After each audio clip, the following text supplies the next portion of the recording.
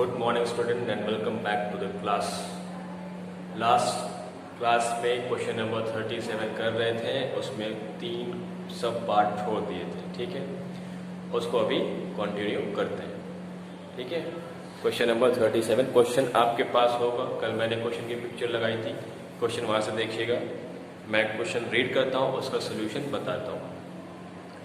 Point number 2, stock is over valued bye 20%, book value of stock 60,000। मैं लिख देता हूँ क्वेश्चन क्या है। Second, stock is over valued bye 20%, book value of stock is 60,000। ठीक है, तो ये क्वेश्चन, इसका मतलब क्या है? स्टॉक ओवर वैल्यू, स्टॉक जो बुक्स में लिखी है वो ज्यादा वैल्यू पे लिखी, ज्यादा पे लिखी तो क्या करना पड़ेगा? उसको हमें कम करना पड़ेगा। ठीक है, तो आप ये क्वेश्चन देख रहे हैं, स्टॉक 20% से ओवर वैल्यू। नॉर्मली आप इसको कैसे करेंगे? 60,000 का आप क्या करोगे? 20% निकाल दोगे तो आप बोलोगे 12,000 से स्टॉक की वैल्यू ज्यादा लिखी है, तो 12,000 से हम क्या करेंगे? स्टॉक की वैल्यू कम कर देंगे। तो एंट्री क्या बन गई? Revaluation account debited to stock account 12,000। ठीक है, ये सिंपल एंट्री होगी। बात समझ में आई? लेकिन ऐसा यहाँ पास नहीं होगा, ये गलत है। ये गलत है। गलत क्यों है? क्योंकि क्वेश्चन क्या बोल रहा है? Stock is over valued bye 20%, book value of the stock is 60,000। जो स्टॉक बुक में लिखी है उसकी वैल्यू कितनी है? 60,000, जो कि 20% ज्यादा लिखी है। मतलब 60,000 जो वैल्यू लिखी है वो कितनी लिखी है? 120% लिखी है, वो 100% नहीं है। बात समझ में आ रही है? कह रहा है कि जो बुक में वैल्यू लिखी है वो 20% से ज्यादा लिखी है। तो मतलब जो बुक में वैल्यू लिखी है वो कितनी लिखी है? 120% पे लिखी है। ठीक है, तो उसको हम किस में पहले कन्वर्ट करेंगे? 100% में कन्वर्ट करेंगे, तब उससे क्या जाएगी? Market value. देखिए कैसे होगा।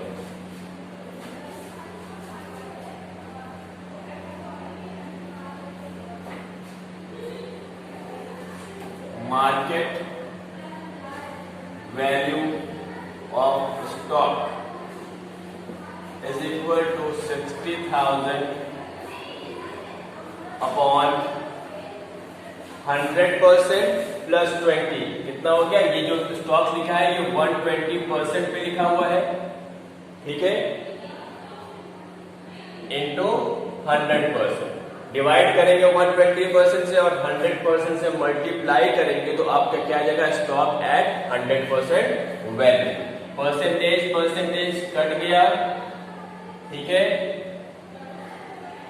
ये 10 कटा, ये 10, 12 1 टाइम्स और ये 60 जाएगा 5 टाइम्स। तो आपका कितना आंसर आ गया? 50,000। स्टॉक की जो न्यू वैल्यू है वो कितनी है? 50,000। स्टॉक कितना होना चाहिए? 50,000 पे होना चाहिए, लेकिन लिखा कितने पे है? 60,000। ठीक है, तो कितना ज्यादा लिखा हुआ है? 10,000 से ज्यादा लिखा। कितने से कम करेंगे? 10,000, ना कि 12,000। बात समझ में? इसीलिए मैंने इस पॉइंट को छुड़वाया था, क्योंकि जहां पर आपका लिखा हो परसेंटेज ओवर वैल्यूड या अंडर वैल्यूड बाय 20%, 10%, तो आपको इस तरह निकालना पड़ेगा। ठीक है, तो एंट्री क्या बन गई? सॉल्यूशन एंट्री आपकी क्या बन गई? Revaluation account debited to stock account.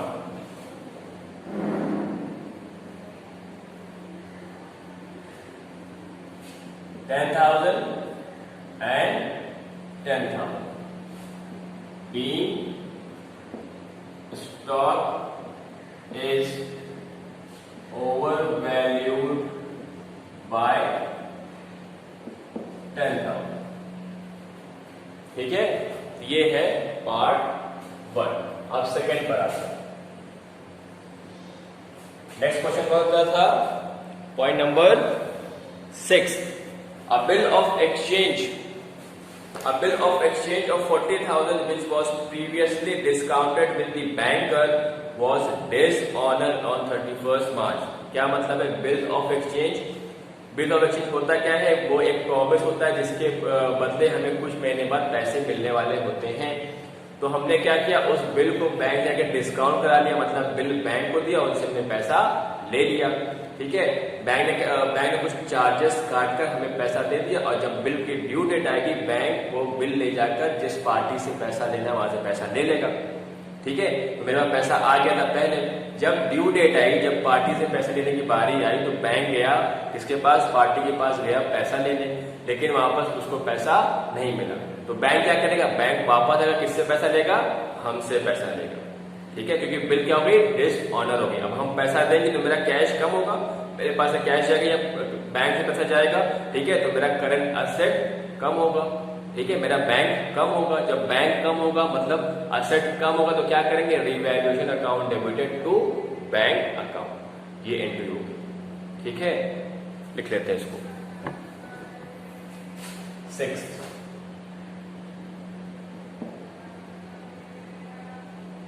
Revaluation account debited to bank account 20,000 being bill receivable dishonored।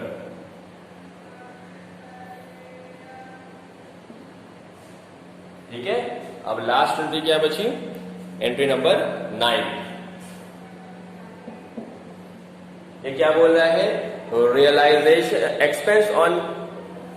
expense on revaluation amounting rupees 8,000 has been paid by partner X। Revaluation का खर्चा हुआ है 8,000 रुपीज। ठीक है, किसने पे किया, पार्टनर ने पे किया। एंट्री क्या होगी, अगर कैश में पेमेंट होता, मेरे पास कैश हो रहा है, expense on realisation paid by cash, तो एंट्री क्या होगी, revaluation account debited to cash account 8,000। ठीक है, ये एंट्री होती। लेकिन क्योंकि यहां पास हम कैश नहीं पे कर रहे, कौन पे कर रहा, पार्टनर एक्स, तो यहां पास हम कैश को हटाकर क्या कर देंगे, टू एक्स कैपिटल अकाउंट।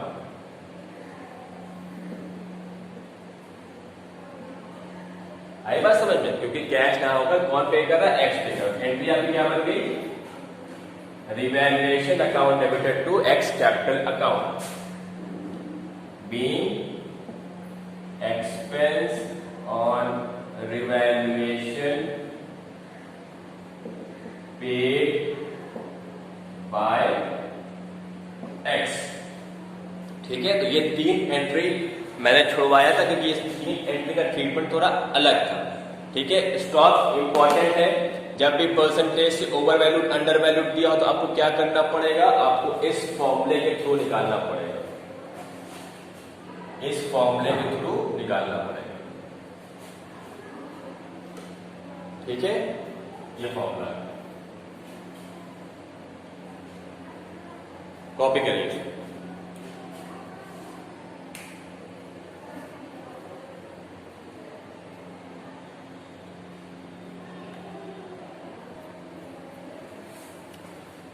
अब question number 39 based on reserve and accumulated profit. कल समझाया था रिजर्व और एक्यूमुलेटेड प्रॉफिट ट्रीटमेंट क्या होता है, सिंपल है, ओल्ड पार्टनर्स में ओल्ड रेशियो में बांट देते हैं। पहले से बैलेंस शीट में कोई रिजर्व दिख रहा है, प्रॉफिट लॉस दिख रहा है, उसको क्या करेंगे, ओल्ड पार्टनर्स में ओल्ड रेशियो में बांट देंगे। ठीक है, उसको कराने से पहले ये देखिए, जो मैंने अभी पॉइंट नंबर 2 कराया ना, अगर अंडर वैल्यूएशन दिया हो परसेंटेज के साथ या ओवर वैल्यूएशन दिया हो परसेंटेज के साथ, तो कैसे मार्केट वैल्यू निकालेंगे, ये फॉर्मूला है। अगर ओवर वैल्यू दिया हो तो market value is equal to book value, जो अभी था 60,000 upon 100 plus rate, 100 plus rate कितना था, 20% था, तो 120 हो गया इंटू 100। ठीक है, उसी तरह अगर अंडर वैल्यू दिया होगा तो कैसे निकालेंगे market value, book value upon 100 minus rate, suppose 10% से अंडर वैल्यूड है, ठीक है, और अमाउंट दिया हुआ है 50,000, तो 50,000 अपॉन 100 माइनस 10, 90% इंटू 100%, तो आपका क्या जाएगा बुक वैल्यू। फिर जो डिफरेंस रहेगा, अगर ज्यादा लिखा हुआ है तो टू स्टॉक या टू असेट, कम लिखा है तो बाय स्टॉक या बाय असेट, ठीक है। ये है ओवर वैल्यूएशन और अंडर वैल्यूएशन दिया हो तब कैसे हम न्यू मार्केट वैल्यू निकालें, इसको भी कॉपी कर लीजिए। अब question number 39, Khushi and Sukhi are partners in a firm sharing profit in the ratio 5:4. On 1st April 16, they admit Muskan as a new partner and a new ratio is agreed at 3:1. On that date, there was a balance of 63,000 in the profit and loss account and a balance of 45,000 in the general reserve. Record the necessary entries. खुशी and सुखी दो partner, उनका old ratio दिया है 5:4, new ratio मुस्कान admit हुआ है, उसके बाद तीनों का न्यू रेशियो क्या हो गया है 3:2:1, ठीक है। सैक्रिफाइसिंग रेशियो निकालने की जरूरत है कि नहीं है, यहाँ पर सैक्रिफाइसिंग निकालने की जरूरत नहीं है क्योंकि नया पार्टनर जो आ रहा है उसका गुडविल का पैसा नहीं दिया हुआ है। सैक्रिफाइसिंग हम कब निकालते हैं, जब नया पार्टनर गुडविल का पैसा लेकर आता है तभी हम निकालते हैं, अदरवाइज नहीं निकालते, ठीक, बात समझ में, तो यहाँ पास नहीं निकालेंगे, क्लियर है। सिर्फ क्या करेंगे, जो प्रॉफिट और लॉस का बैलेंस दिया हुआ है और जो जनरल रिजर्व का बैलेंस दिया हुआ है उसको ओल्ड पार्टनर्स में ओल्ड रेशियो में बांट देंगे। सिंपल से एंट्री है, देखना एंट्री।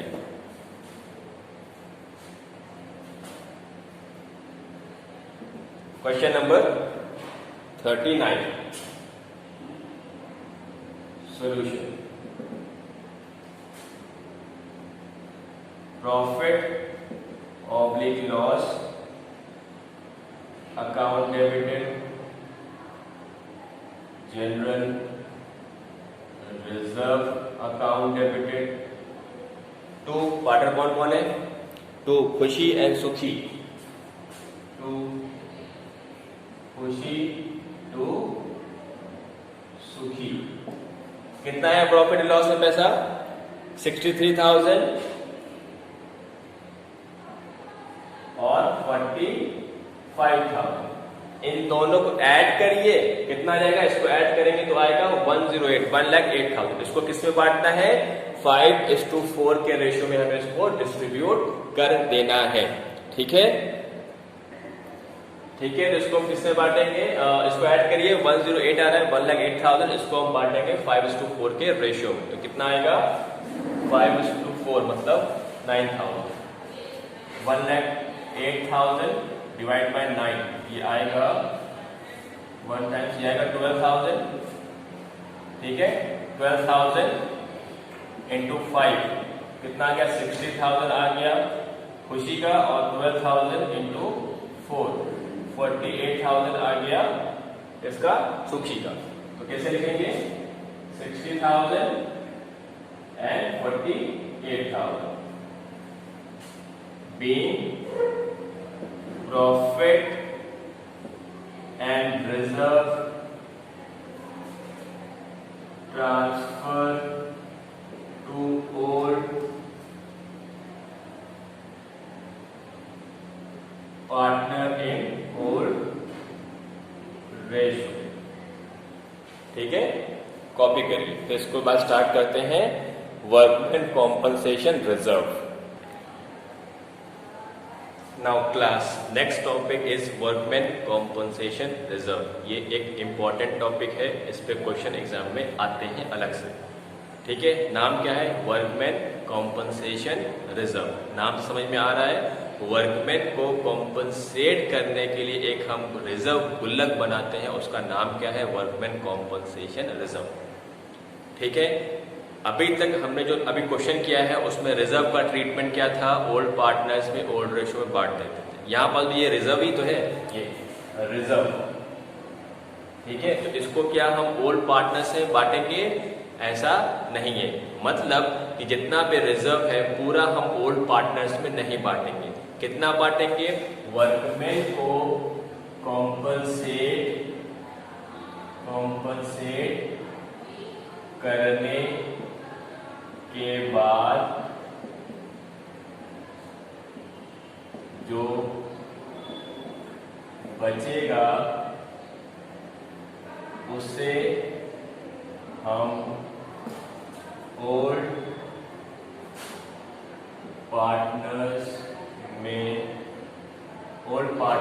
में डिस्ट्रीब्यूट करेंगे। ठीक है, देखिए होता क्या है, वर्कमैन कॉम्पनसेशन रिजर्व, ये रिजर्व बनता है प्रॉफिट से। ये रिजर्व हम बनाते हैं प्रॉफिट से, किसके लिए बनाते हैं, जब भी कभी वर्कमैन रिटायर हो रहे हैं या जा रहे हैं तो उनको कॉम्पनसेशन पे करने के लिए रिजर्व बनाते हैं। ठीक है, तो होता क्या है तो रिजर्व, फॉर्म तो रिजर्व का है।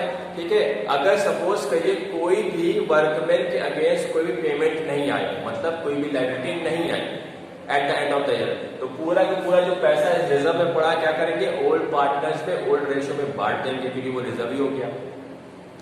ठीक है, क्योंकि है तो रिजर्व, अगर लायबिलिटी अराइज नहीं हुई in the form of workman compensation, तो पूरा का पूरा रिजर्व उसको हम क्या करेंगे, ओल्ड पार्टनर्स में ओल्ड रेशियो में बांट देंगे। ठीक है, नेक्स्ट केस क्या हो सकता है, सपोज हमने रिजर्व बनाया और लायबिलिटी भी अराइज हो गई। हमने रिजर्व बनाया 1 लाख रुपीज का और वर्कमैन की लायबिलिटी अराइज होगी 40,000, तो 1 लाख का रिजर्व, उसमें जब क्या करेंगे 40,000 लायबिलिटी उसको हटा देंगे, कितना बचा, 60,000 बचा, 60,000 को क्या करेंगे, ओल्ड पार्टनर्स में ओल्ड रेशियो में बांट देंगे। ठीक है, बात समझ में आई। ये जो रिजर्व है पूरा का पूरा रिजर्व नहीं है।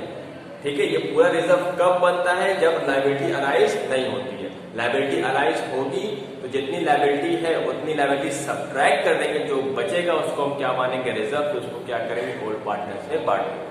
Suppose example, workman compensation reserve 1 lakh rupees है, क्लेम फॉर वर्कमैन कॉम्पनसेशन आया 40,000, तो मेरे पास गुल्लक में कितना पड़ा था, 1 लाख रुपए।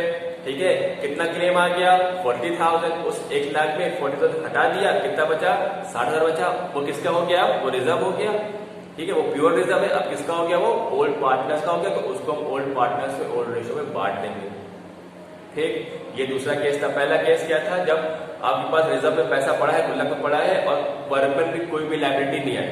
जब वर्कमैन की लायबिलिटी नहीं है तो क्या होगा, पूरा का पूरा पैसा गुल्लक मुझे पूरा रिजर्व ही रहेगा, प्योर रिजर्व, उसको ओल्ड पार्टनर्स में ओल्ड रेशियो में बांट लेंगे। ठीक है, अब थर्ड केस, जितना मेरे पास रिजर्व बना है उतना ही लायबिलिटी आ गई। सपोज हमने रिजर्व बनाया था 1 लाख रुपए का, गुल्लक मेरे पास 1 लाख रुपए था, वर्कमैन का क्लेम कितना आ गया, 1 लाख रुपीज का आ गया। ठीक है, 1 लाख का गुल्लक, 1 लाख का क्लेम। ठीक है, तो क्या हुआ, कुछ बचा रिजर्व, नेट रिजर्व कुछ नहीं बचा। ठीक है, तो ओल्ड पार्टनर्स में नहीं बटेगा, वो पूरा पूरा रिजर्व कहां चला जाएगा, क्लेम फॉर वर्कमैन कॉम्पनसेशन। ठीक है, आई बात समझ में। अब फोर्थ केस, ये इंपॉर्टेंट केस, पहले केस में कोई लायबिलिटी नहीं थी, दूसरे केस में लायबिलिटी थी लेकिन रिजर्व से कम थी, तीसरे केस में लायबिलिटी रिजर्व के बराबर थी, चौथे केस में लायबिलिटी रिजर्व से ज्यादा रहेगी। सपोज रिजर्व है 1 लाख रुपीज का, ठीक है, रिजर्व है 1 लाख रुपीज का और क्लेम आ गया 1,20,000 का, तो रिजर्व तो 1 लाख है, क्लेम कितना 1,20,000। ठीक है, तो पूरा रिजर्व यूज हो गया, फिर भी कितना क्लेम बचा, 20,000 रुपए। अब ये कहां से लेंगे हम लेंगे रिवैल्यूएशन अकाउंट से लेंगे, वहां से लेंगे, फिर उसके बाद हम पार्टनर्स के अकाउंट में ट्रांसफर कर देंगे। अभी एंट्री करके दिखाते हैं। ये समझना है कि होता क्या है वर्कमैन कॉम्पनसेशन। वर्कमैन कॉम्पनसेशन एक रिजर्व है जो कि क्रिएट होता है फर्म की प्रॉफिट से वर्कमैन को पे करने के लिए। ठीक है, अगर जितना है मेरे पास रिजर्व, अगर कुछ पे नहीं हुआ है तो पूरा रिजर्व ट्रांसफर हो जाएगा ओल्ड पार्टनर्स में ओल्ड रेशियो में। ठीक, सेकेंड केस 1 लाख का रिजर्व है, क्लेम आया 40,000 का, तो क्लेम देने के बाद जो बचेगा उसको हम ट्रांसफर करेंगे ओल्ड पार्टनर्स में ओल्ड रेशियो में।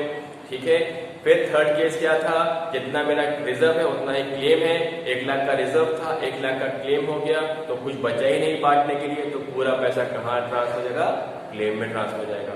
फोर्थ केस क्या था, जब आपका क्लेम रिजर्व से ज्यादा हो जाए तो क्या करेंगे, पूरा का पूरा रिजर्व तो ट्रांसफर होगा ही होगा, जो डिफरेंस है सपोज 20,000 अभी एग्जाम्पल में था, उसको हम कहाँ से चार्ज करेंगे, रिवैल्यूएशन से चार्ज करेंगे, फिर उसके बाद हम पार्टनर से लेंगे इन ओल्ड रेशियो। एंट्री लिखें, ठीक है, अब आते हैं एंट्री पर।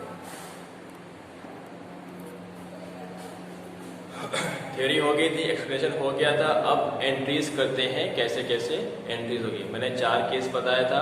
पहला केस क्या था, जब आपका कोई भी क्लेम ना हो, जब क्लेम नहीं हो तो क्या करेंगे, पूरा पूरा रिजर्व कहाँ ट्रांसफर कर देंगे, पार्टनर्स कैपिटल अकाउंट। यहाँ देखिए, when there is no claim for workmen, entry क्या होगी, workman compensation reserve account debited to old partners capital account. ठीक है, कहाँ ट्रांसफर कर दिया, ओल्ड पार्टनर्स कैपिटल अकाउंट में। सेकेंड केस क्या है, when the claim for workman is less than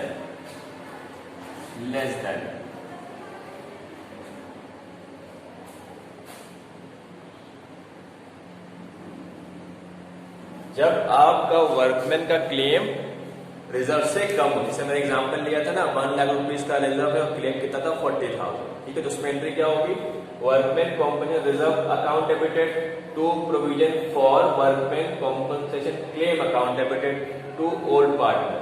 1 lakh rupees का रिजर्व था, 40,000 कहां चला आया,